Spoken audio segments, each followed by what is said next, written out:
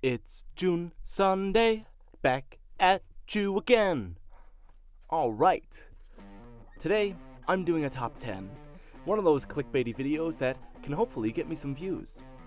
This week, in honor of my country, Canada, I feel like it's necessary to do a top 10 of the Canadian cartoons I remember from my childhood.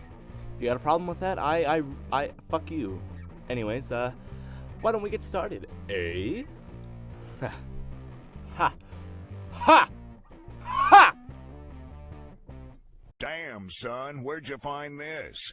And to start things off at number 10, we have Ivana of the Yukon. This show follows Yvonne, who travels to North America in the name of France and ends up frozen in a block of ice, and once defrosted by piss, he finds himself in the modern-day Yukon. This show first aired on White TV in 1999 and was syndicated to some other countries that I don't really care about, but I'm not sure whether it was syndicated in America. This show's big thing is toilet humor, lots of fart jokes and stinky shit, while also having some Family Guy-esque flashbacks. To be honest, as a mature adult who still watches children's cartoons, I find this show a little forgettable and not as funny as I used to. But still, the characters are charming. This show did a great job at emulating northern life. Ivana the Yukon was a comedy cartoon, where Yvonne just does crazy shit and the rest of the town just has to deal with it. Much like The Simpsons or Family Guy. Rewatching this later in life, I don't enjoy it as much as I used to, but still, I have fond memories. Plus, the theme song is pretty great. Yvonne of the Yukon, defrosted for you and for me. At number 9, we have Reboot. Produced by Mainframe Entertainment, now Rainmaker Entertainment, the same people behind the Ratchet & Clank movie, Reboot follows the adventures of Bob and other characters in a computer world called Mainframe. It was first aired in 1994, and then syndicated on Nickelodeon and Cartoon Network in 1998. I remember the show used to air during the day when I was a kid, and the only chance I got saw it was when I was sick. There are so many unique things about this show. First being the art style. It was one of the first CGI animated TV shows ever to air on television, which you can probably tell. Sure, now its graphics are a little dated, but it's still charming nonetheless. This show is your standard action cartoon with each episode following some sort of adventure. But sometimes it also follows a slice of life scenario, which is pretty cool in my mind. I also like some of the characters. One that sticks out in my mind being Megabyte the villain. That deep-throated fucking guy who's just fucking primo with his voice. It's good stuff. Good stuff. Listen to his listen to this. I've always wanted to do that. So many characters just have wonderful personalities and are just really entertaining to watch. Reboot will also be rebooted in 2018 on YTV as Reboot Guardians of the Code. All in all, this show is pretty primo. I love a lot of things about it, and even though it's from my childhood, I think it still stands up today. What's the recommended amount of dated wham I should have to serve? And at number 8, we have Stickin Around. This show is a very tongue-in-cheek comedy about two friends, Brad and Stacy, as they go through their elementary school life, dealing with their problems with their imagination. Even though these two characters were just friends, there's a very strong sibling dynamic that was very realistic. Stickin Around first aired in 1996 on YTV, and later syndicated on Cartoon Network in 2002. I really like this show because its humor is very creative and also pushing boundaries for its age range. It's a very creative show, and the art style is fantastic, and has a diverse cast of characters that all stand out in their own unique way. Something I find kinda neat about the show is that it was intended to look like it was drawn by kids. All in all, this show is simple but effective. It's easy to look at, and it's easy to make you laugh. Whether it be the aliens from Uranus, or just some situation that just tickles your funny bones. Watching this show again is refreshing. I come back to the word creative as the word I describe it with because I feel like there's no other word I can use. It's just so unique in its humor, art style, and each character's personality. They're young, but they speak to people of all ages. and I think that's some pretty good stuff. I like it.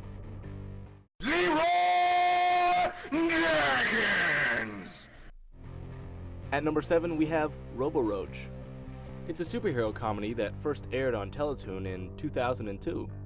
The show's about a cockroach named Ruben, who's been experimented on and turned into a superhero bug, and his little big brother Reg, who's a greedy bug who wishes Rube would use his powers for greed.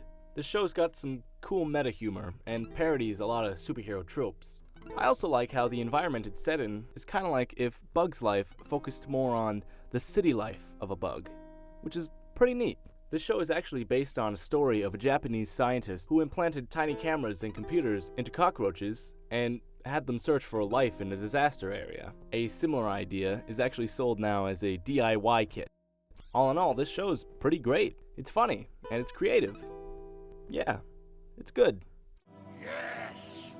And clocking at number 6, we have Freaky Stories. This show can basically be described as a Twilight Zone for kids, or another version of Tales from the Crypt. It was originally broadcast on YTV in 1997. The show uses different animation styles for a lot of its stories, and according to Wikipedia, this was to capture and keep the attention span of kids, which I think is a very smart idea. The show was actually passed around by a couple of different production companies, totaling in 6. What's unique about this show is that it was hosted by an animatronic maggot and bug, set in a 50s era diner, which was actually built to a large scale to accommodate these puppets. It's hard to find information on the show as it was only aired until the year 2000. After that, the stories were cut up and played in between shows when it needed something to fill up a time slot, usually in the late night timetable. And while it's easy to find videos of the tales themselves, it's actually hard to track down the segments featuring the animatronic puppets, let alone a full episode itself. But altogether, the storytelling's pretty great. Each story is very unique and varies in its style, whether it be a lighthearted comedy horror to an actual cautionary tale. I think it was pretty great. And with number 5 comes Being Ian, a comedy cartoon that follows the boy Ian, who views his life as a movie that he directs. The show first aired on YTV in 2005 and syndicated in the USA on Cubo in 2009, to which it still airs today. This comedy cartoon parodies a lot of classic movies as Ian goes throughout his life and imagines them. The art style of the show is fairly unique as it mixes 3D backgrounds with 2D characters. The thing I like about this show is that Ian's family, the Kellys, are very relatable. Their dynamic is very real and believable. It's as if anybody who watches this can see themselves as at least one of the characters. The humor is a little mixed, but all in all, I think the show is pretty good. And continuing on to number 4, we have Martin Mysteries. You may recognize this show as it looks very similar to another show by the same company, Totally Spies. In my mind, I felt like Martin Mysteries fit a more Canadian theme, mostly because it takes place in Quebec. Martin Mysteries was first broadcast on YTV in 2003 and briefly aired on Nickelodeon in 2005. The show follows Martin, his sister Diana, and their caveman friend Java as they solve mysteries for an agency run by the mysterious Mom, who is a hot piece of ass. What I like about this show is that it can be a little morbid and scary, and it's also not afraid to talk about subjects like death and religion. This show is loosely based on the Italian comic Martin Mystère. One thing that's a little annoying about this show is that it tries too hard to emulate an anime. Sometimes it just looks downright stupid, but I'm not going to say that it was the only Western animated show at the time that tried to do the same thing. Altogether, I think this show is pretty great. I like how it explores folklore from around the world and introduces kids to a lot of different cultures. And I think the monster designs are pretty cool. Also, the theme song is pretty dope.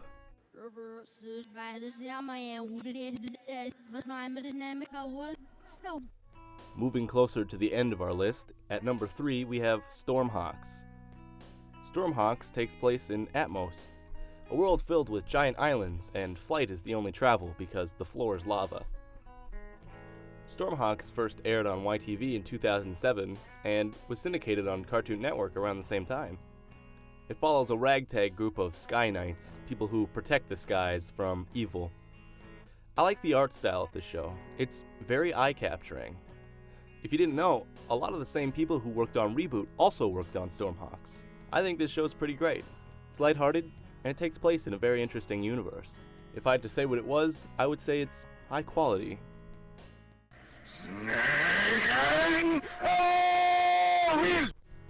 Inching closer to number 1, at number 2 we have Ruby Gloom, a show about a girl named Ruby and her friends.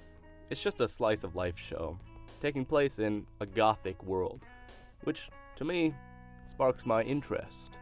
Ruby Gloom was first aired on YTV in 2006. I'm not sure if it made it across the border to the US, but what I do know is that there is so much porn of Ruby.